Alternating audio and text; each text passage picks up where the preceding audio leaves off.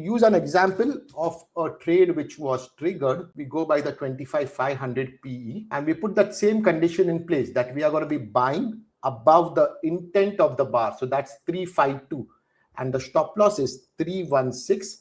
And if you pan right, this is a trade which went up above 352 right up to 412, and the stop loss of the trade was not violated at 316. So 352 entry, 316 stop loss.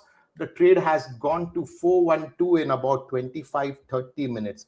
Now, why is this happening? This is happening only because there was a sudden rush of intent in the market.